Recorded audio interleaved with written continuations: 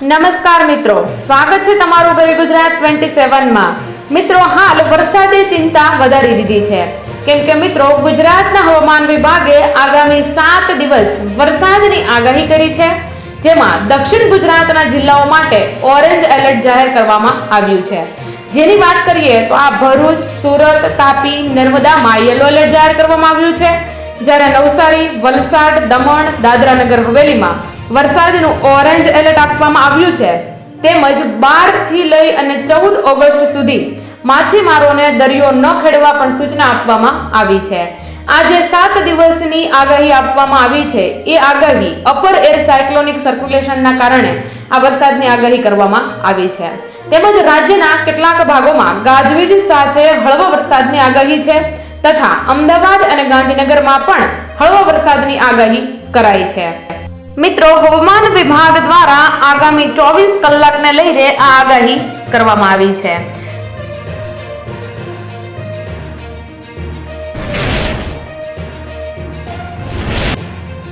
ત્યારબાદના સમાચારની મિત્રો વાત કરીએ તો મિત્રો આ ખેડૂતોને નહીં મળે 21મા હપ્તાના પૈસા। એટલે કે મિત્રો તાજેતરમાં હમણે 20મો હપ્તો સરકાર દ્વારા દરેક ખેડૂતોના ખાતામાં નાખવામાં આવ્યો છે, પરંતુ જો હવે તમારે 21મા હપ્તાનો લાભ લેવો હશે, 21મો હપ્તો તમારા ખાતામાં તમારે લેવો હશે, તો તમારે આ કામો કરવા પડશે, નહીતર તમને 21મા હપ્તાના પૈસા તમને નહીં મળે। તો મિત્રો દેશના કરોડો ખેડૂતો પીએમ કિસાન યોજનાનો લાભ લે છે અને 20મા હપ્તા પછી હવે ખેડૂતો 21મા હપ્તાની રાહ જોઈ રહ્યા છે। તમને જણાવી દઈએ કે 21મો હપ્તો ફક્ત તે ખેડૂતોના ખાતામાં જમા થશે જે ખેડૂતોએ અત્યાર સુધી ઈ-કેવાયસી પૂર્ણ કર્યું છે અને બાકીની બધી જ માહિતી યોગ્ય રીતે નોંધાયેલી છે। જે ખેડૂતોએ ઈ-કેવાયસી નથી કર્યું અથવા જેમના દસ્તાવેજો મેળ ખાતા નથી, તેમના હપ્તાના પૈસા રોકી શકાય છે મિત્રો, જેમાં આધાર નંબર, બેંક ખાતાની વિગતો અથવા નામમાં નાની ભૂલ પણ હપ્તા અટકાવવાનું કારણ બની શકે છે। યોજનાના નિયમો અનુસાર એવું સ્પષ્ટપણે કહેવામાં આવ્યું છે કે લાભ મેળવવા માટે રેકોર્ડ સંપૂર્ણપણે સાચો અને અપડેટ હોવો જોઈએ। મિત્રો, આવી સ્થિતિમાં જે ખેડૂતોની વિગતોમાં મેળ ખાતો નથી તેમને તાત્કાલિક સુધારા કરવા જોઈએ અને શક્ય તેટલી વહેલી તકે ઈ-કેવાયસી પૂર્ણ કરવું જોઈએ, જેથી આગામી હપ્તો એટલે કે આવનાર 21મો હપ્તો જે જારી થવાનો છે એ જારી થતા જ તમારા ખાતામાં સીધો જ આવી શકે। જો મિત્રો તમને ઈ-કેવાયસી કરતા નથી આવડતું તો ખાસ અમને કમેન્ટ બોક્સમાં જણાવજો, અમે તમારા માટે એક ઈ-કેવાયસી કરવાનો પૂરેપૂરો વિડીયો લઈ અને અમારી ચેનલમાં મૂકી દઈશું, જે ચેનલમાંથી તમે વિડીયો જોઈ અને તમારું ઈ-કેવાયસી પૂર્ણ કરી શકશો। ત્યારબાદના સમાચારની વાત કરીએ તો મિત્રો રેલવેએ આપી દીધી છે દિવાળી પહેલા જ દિવાળીની ભેટ। રેલવેએ દિવાળીની ભેટ આપી અને round trip package return ticket પર રેલવેએ 20% ડિસ્કાઉન્ટ આપીને લોકોને રિટર્ન ટિકિટ બુક કરાવવા માટે પ્રોત્સાહિત કર્યા છે। મિત્રો, રેલવે બોર્ડે જણાવ્યું હતું કે તહેવારોની મોસમમાં ભીડ ટાળવા માટે ટિકિટ બુકિંગની ઝંઝટ ટાળવા માટે રાઉન્ડ ટ્રીપ પેકેજ બનાવવામાં આવ્યું છે। મિત્રો, રેલવે બોર્ડ અનુસાર 20% ડિસ્કાઉન્ટનો લાભ મેળવવા માટે મુસાફરોએ બંને ટ્રીપ્સ માટે એકસાથે ટિકિટ બુક કરાવવી પડશે અને બંને ટિકિટમાં મુસાફરીની વિગતો પણ સમાન હોવી જોઈએ અને બંને બાજુની ટ્રેન એક જ ક્લાસ અને એક જ સ્ટેશન જોડી એટલે કે જોડી O અને D ની હોવી જોઈએ।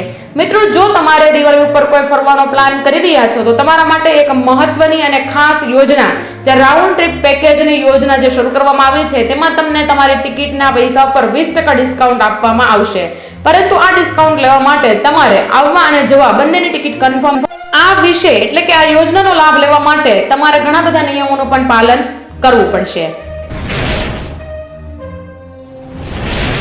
ત્યારબાદના સૌથી મહત્વના સમાચારની મિત્રો વાત કરીએ તો મોદીએ અમેરિકાને હચમચાવી નાખ્યું છે। મિત્રો, તમને હમણાં ખબર જ હશે કે જે તમે ન્યૂઝ ચેનલ ખોલો એમાં તમને ટ્રમ્પ સિવાય કોઈ વસ્તુ જોવા નહીં મળતી હોય। તો મિત્રો, જો ભારત અને યુક્રેનમાં ચાલી રહેલા લોહિયાળ સંઘર્ષને સમાપ્ત કરવામાં ટ્રમ્પને મદદ કરે છે તો તે ભારત અમેરિકા સંબંધોમાં નવો વળાંક લાવી શકે છે। મિત્રો, આ નિવેદન ત્યારે આવ્યું છે જ્યારે અમેરિકાએ તાજેતરમાં ભારત પર 50% આયાત શુલ્ક એટલે કે ટેરિફ લાદવાની જાહેરાત કરી હતી। મિત્રો, આ ટેરિફનો શુલ્કનો જે હેતુ છે એ ભારત પર વેપાર દબાણ લાવવાનો હતો, પરંતુ ભારતે માત્ર તેનો કડક જવાબ જ નથી આપ્યો, પરંતુ તેની વિદેશ નીતિમાં તટસ્થતા અને સંતુલન પણ જાળવી રાખ્યું છે। અને રશિયા સાથે મજબૂત સંબંધો પણ તેમણે જાળવી રાખ્યા છે. એટલા માટે મોદીએ અમેરિકાને જડબાતોડ જવાબ આપી દીધો છે, જેના લીધેથી જ્યાં યુક્રેનમાં જે યુદ્ધ ચાલી રહ્યું છે એ યુદ્ધમાં આ અમેરિકા એવું કહી રહ્યું છે કે તમે આ યુદ્ધ બંધ કરાવો, અને જો ભારત મદદ કરે તો આ યુદ્ધ બંધ થઈ શકે એમ છે, જેના કારણે ટ્રમ્પ પણ હવે વિચારમાં આવી ગયા છે. ત્યારબાદના સમાચારોની મિત્રો વાત કરીએ તો ખેડૂતો મૂંઝાતા નહીં, કેમ કે વરસાદ હાલ્યો આવે છે. વરસાદના વિરામથી ખેડૂતો ચિંતિત બન્યા છે. ત્યારે આપણા આગાહીકાર આંબાલાલ પટેલે ખેડૂતોને હૈયાધારણા આપતા કહ્યું છે કે 17 ઓગસ્ટ પછી વરસાદી પાણી કૃષિ પાક માટે સારું ગણાશે અને આથી ખેડૂતોએ ચિંતા કરવાની કોઈ જરૂર નથી.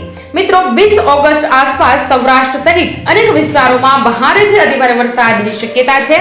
આ સાથે જ દક્ષિણ ગુજરાત અને ઉત્તર ગુજરાતમાં પણ ભારે વરસાદ ખાબકી શકે છે.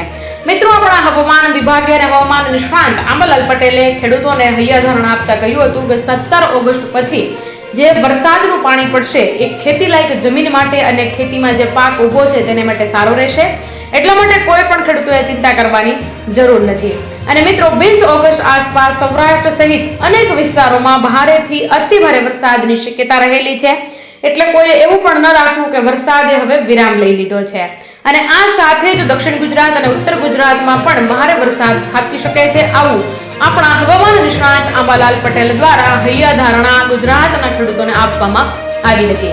મિત્રો, તમને ખબર જ હશે કે અત્યારે હાલ તમામ પાકોને ખૂબ જ વરસાદની જરૂર છે, પરંતુ વરસાદ હજી ખેંચાતો જ જાય છે, દિવસોના દિવસો ખેંચતો જાય છે, જેના કારણે આપણા હવામાન નિષ્ણાત આંબાલાલ પટેલે જે હૈયાધારણા આપી છે તેના ઉપર પણ કંઈક ને કંઈક ખેડૂતો મૂંઝાતા રહ્યા છે.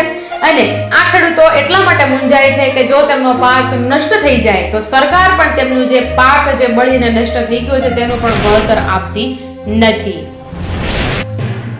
મિત્રો, ત્યારબાદના સમાચારની વાત કરીએ તો હાલ પણ અત્યારે આતંકી હુમલાના ભણકારા વાગી રહ્યા છે અને હાઈ એલર્ટ આપી દેવામાં આવ્યું છે. મિત્રો, ભારતના તમામ એરપોર્ટ પર સુરક્ષાને લઈને હાઈ એલર્ટ જાહેર કરવામાં આવ્યું છે. કેન્દ્રીય ગુપ્ત એજન્સીઓએ આતંકવાદી હુમલાને લઈને એલર્ટ જાહેર કર્યું છે. મિત્રો, આ ચેતવણી 22 સપ્ટેમ્બરથી 2 ઓક્ટોબર 2025 માટે આપવામાં આવી છે. મિત્રો, નાગરિક ઉડ્ડયન મંત્રાલય હેઠળ કાર્યરત બ્યુરો ઓફ સિવિલ એવિએશન સિક્યોરિટીએ 4 ઓગસ્ટના રોજ એક નોટિફિકેશન જાહેર કર્યું હતું અને જેમાં તમામ airports, airstrip, helipad, flying school અને ટ્રેનિંગ સંસ્થાઓમાં સુરક્ષા કડક કરવાના નિર્દેશો આપ્યા છે. કેમ કે મિત્રો, હાલ આતંકી હુમલાનું જોર ખૂબ જ વધી ગયું છે અને આતંકી હુમલો થઈ શકે, કેમ કે તમને ખબર જ છે કે હમણાં છેલ્લા 2 મહિનાથી આવું ને આવું કંઈક ને કંઈક ચાલતું રહે છે. એટલા માટે આ જે નાગરિક ઉડ્ડયન મંત્રાલય છે એમના દ્વારા એક બ્યુરો ચલાવવામાં આવે છે અને એ બ્યુરો સિક્યોરિટીએ 4 ઓગસ્ટના રોજ એક નોટિફિકેશન જાહેર કર્યું હતું, જેમાં તમામ એરપોર્ટ્સને સજાગ રહેવા માટે કહ્યું હતું. ત્યારબાદ એર સ્ટ્રીપને પણ સજાગ રહેવા કહ્યું હતું, હેલિપેડને પણ સજાગ રહેવા કહ્યું હતું અને ત્યારબાદ ફ્લાઇંગ સ્કૂલ અને ટ્રેનિંગ સંસ્થાઓમાં પણ સુરક્ષા કડક કરવાના નિર્દેશો આપ્યા છે. મિત્રો, છેલ્લા 15 દિવસની વાત કરીએ તો સુરતમાં પણ 2 સ્કૂલોને ઇન્ટરનેશનલ 2 સ્કૂલોને બોમ્બથી ઉડાવી દેવાની ધમકી આપવામાં આવી હતી. ત્યારબાદના સમાચારની મિત્રો વાત કરીએ તો નવું પાન કાર્ડ બનશે તો જૂના પાન કાર્ડનું શું થશે? તો મિત્રો, તમારો જવાબ લઈને અમે આવી ગયા છીએ કે પેન છે એ એક 10 આંકડાનો આલ્ફા ન્યુમેરિક નંબર છે. મિત્રો, આ ઇન્કમ ટેક્સ ડિપાર્ટમેન્ટ એક્સપેરિયન્સને આપે છે. એ જ રીતે 10 પણ 10 અંકોનો નંબર છે. એટલે કે આ પાન કાર્ડ છે એ કોઈ વસ્તુ કહેવાય ને કે તમને ખબર ન હોય એટલે લાગે કે હવે શું થશે, પણ પાન કાર્ડ છે એ માત્ર ને માત્ર 10 આંકડાનો એક નંબર છે જે એ લોકોને મળે છે જે ટેક્સ કાપવા અને જમા કરવાના જવાબદાર હોય છે. મિત્રો, હાલમાં દેશમાં 81.24 કરોડથી વધુ પાન હોલ્ડર્સ અને 73 લાખથી વધુ ટેન હોલ્ડર્સ છે.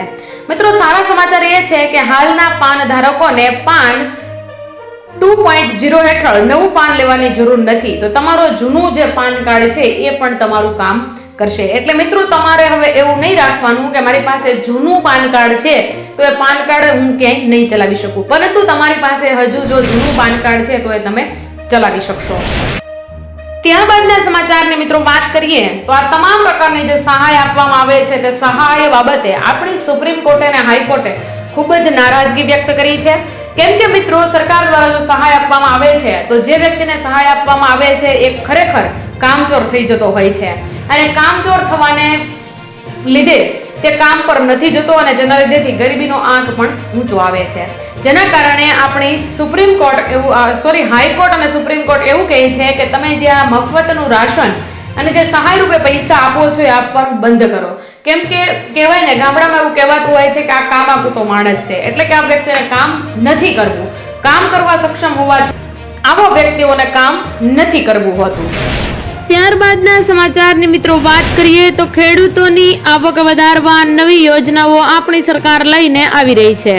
મિત્રો, સરકાર ખેડૂતોની આવક વધારવા માટે ખાસ પહેલ પર કામ કરી રહી છે. સરકાર એવા મોડેલ પર કામ કરી રહી છે જેનાથી ખેડૂતો તેનો પાક સીધા ગ્રાહકોને વેચી શકે, જેનાથી વચેટિયાઓની ભૂમિકા ઓછી થઈ શકે. મિત્રો, કૃષિ મંત્રી શિવરાજસિંહ ચૌહાણે આ જાહેરાત કરી છે અને આ જાણકારી તમામ ખેડૂતોને આપી છે. મિત્રો, પીટીઆઈના સમાચાર અનુસાર તેમણે ગયા રવિવારે પૂસામાં લગભગ 400 ખેડૂતો સાથે વાત કરતા આ વાત કરી હતી. કેન્દ્રીય મંત્રીએ એક સત્તાવાર નિવેદનમાં કહ્યું કે ફાર્મ ટુ કન્ઝ્યુમર મોડલ ખેડૂતોને મહત્તમ નફો મેળવવામાં મદદ કરશે. એટલે કે મિત્રો, હવે ખેડૂતોનો જે પાક છે એ સીધો જ વેચવામાં આવશે, જેના કારણે જે વચેટિયાઓ છે જેમને કમિશન આપવું પડતું હતું કે પોતે જાતે ખાઈ જતા હતા, તે હવે નાબૂદ થશે અને સીધા જ જે કાંઈ ભાવો છે તે ભાવો ખેડૂતોને મળશે, જેનાથી ખેડૂતોની આવકમાં વધારો થશે. આ આવકમાં વધારો કરવા માટે ફાર્મ ટુ કન્ઝ્યુમર નામની જે આ આખું મોડેલ તૈયાર કરવામાં આવી રહ્યું છે અને આ મોડેલથી ગુજરાતના નહીં પણ સમગ્ર ભારતના ખેડૂતોને ફાયદો થઈ શકશે. મિત્રો, આજે બસ આટલું જ. આવા જ સમાચારો જોવા માટે આપણી ચેનલ ખબર ગુજરાત 27 સાથે આજે જોડાઈ જાજો. ફરી મળીશું દેશ દુનિયાના તાજા અને લોક ઉપયોગી સમાચારો સાથે. ત્યાં સુધી જય હિન્દ, જય ભારત.